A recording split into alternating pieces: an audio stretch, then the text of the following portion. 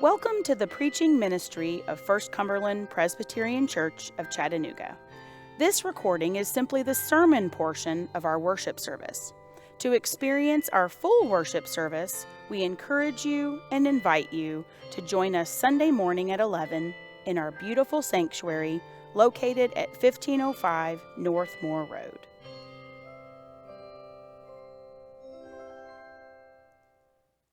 Welcome to the fifth Sunday of Lent, and we are continuing looking at the Pilgrim Psalms, the Psalms that Jesus and his disciples and all those who would travel to Jerusalem for the Passover would sing as they made their journey. Today we have a very familiar and beautiful psalm, the 131st Psalm, and so let me share this Psalm of Ascents, this Pilgrim Psalm with you. O Lord, my heart is not lifted up. My eyes are not raised too high. I do not occupy myself with things too great and too marvelous for me. But I have calmed and quieted my soul. Like a weaned child with its mother, my soul is like the weaned child that is with me.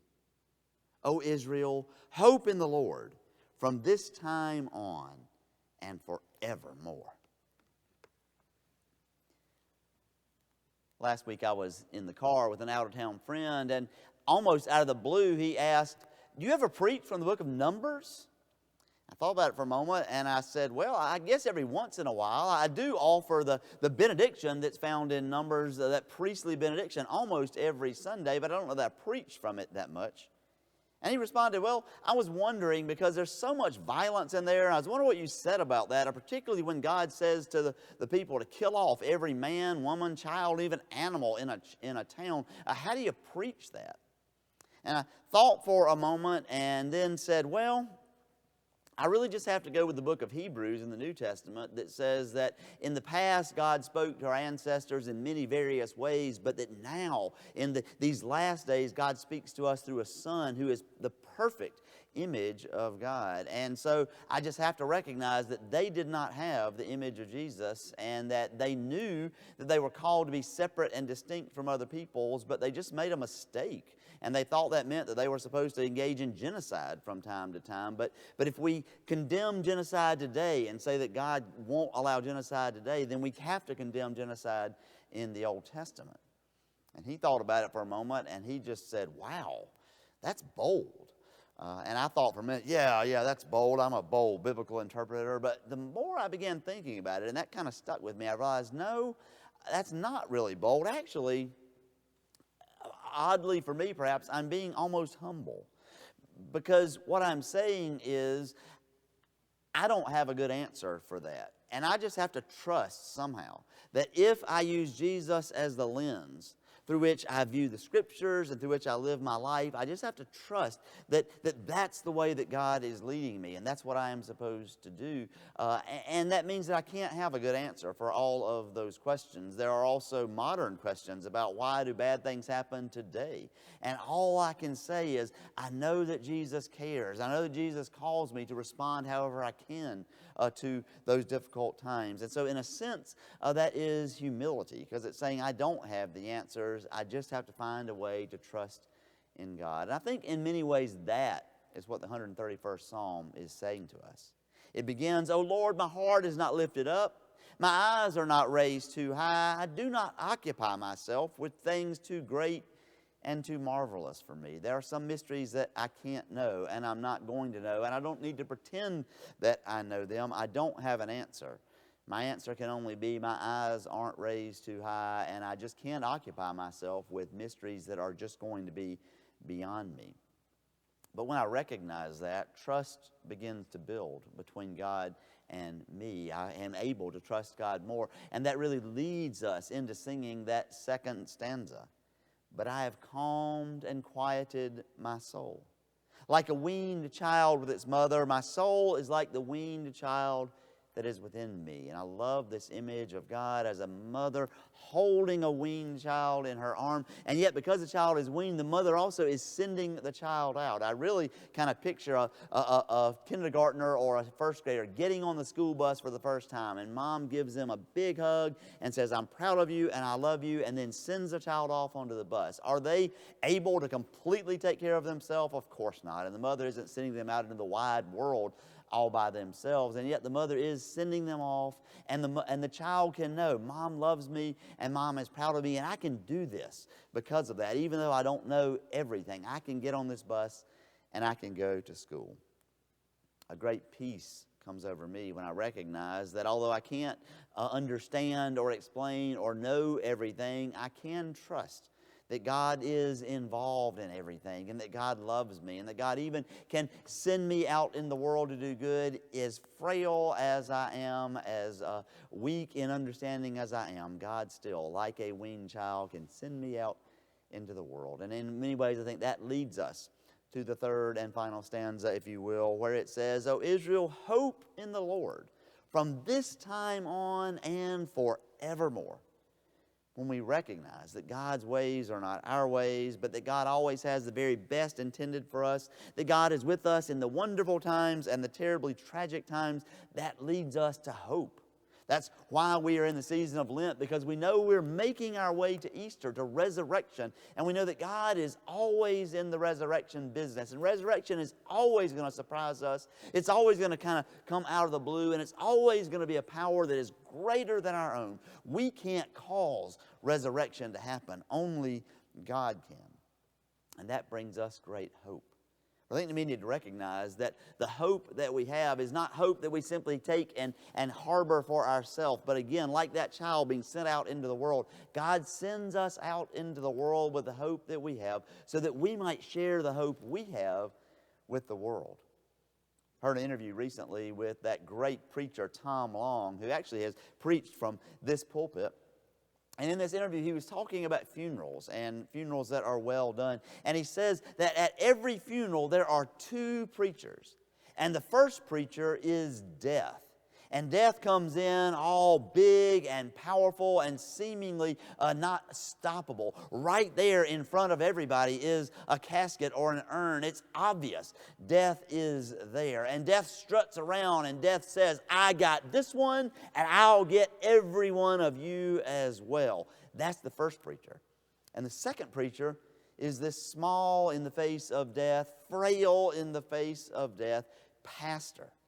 And yet the pastor stands there in the very face of death over that casket or that urn and says, "O death, where is your sting? O death, where is your victory?" Pastor proclaims resurrection hope, even in the very face of death. And death then begins to slink back. Death begins to diminish, and the shadow of death goes away in the light of resurrection. That's the hope we are called. In spite of how frail we are, in spite of how weak we are, in spite of all the things that we have to overcome, we know that because God is a God of resurrection, we can proclaim, "Death, where is your sting?" We can cry out a wonderful song of hope. And that, for me, is exactly what the 131st Psalm is. So often we ask, why? Why do bad things happen to good people? And the truth of the matter is that why and knowing why really isn't enough. Years ago, I heard a preacher, I don't remember who it was, preaching this sermon, but he talked about going to see his son play in a baseball game. And at one point in the game, the pitcher throws as hard as he can throw. His son was up to bat, and the pitch went wild and hit the son in the arm, and his son was in terrible pain. And so they took him to the emergency room, and in the emergency room they did an x-ray, and the doctor came out and he said, that baseball broke your arm. But the doctor said, but don't worry, we're going to put your arm in a cast, and you'll have it in a cast for a few weeks. And if you do everything I tell you, I promise you, you'll be playing baseball again before the end of the season.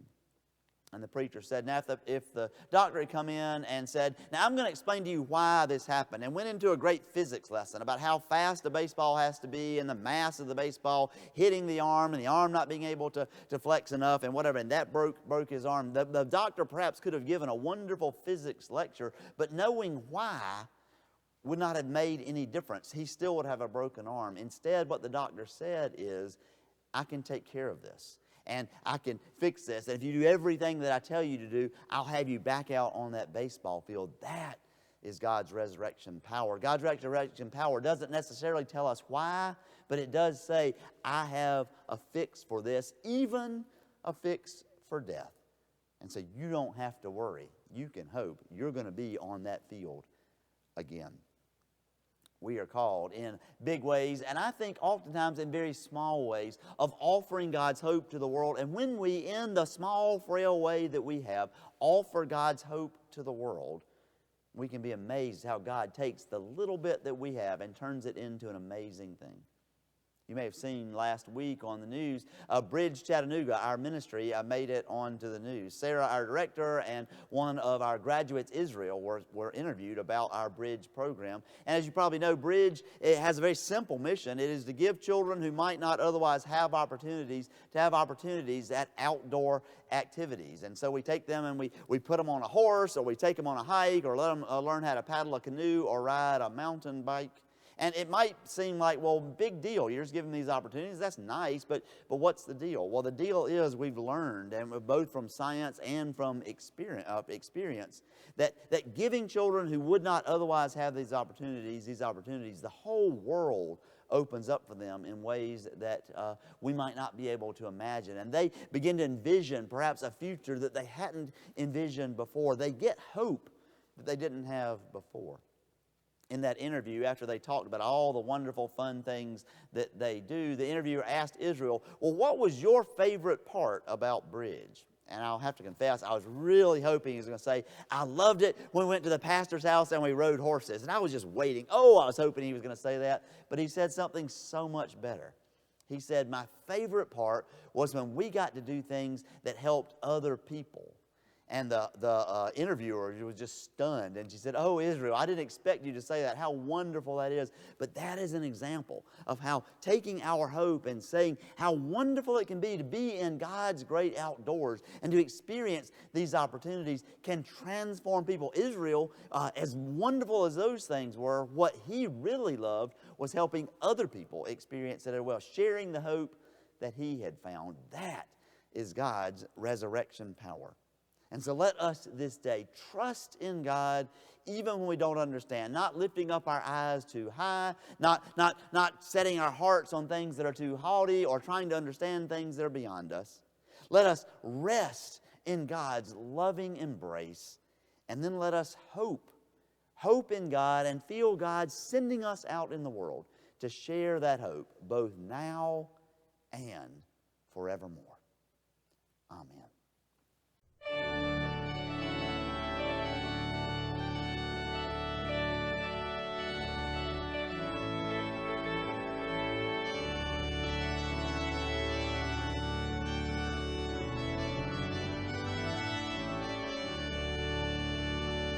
Thank you for joining us for this message from the preaching ministry of First Cumberland Presbyterian Church. Once more, we hope you'll join us in person Sunday at 11 a.m. for worship.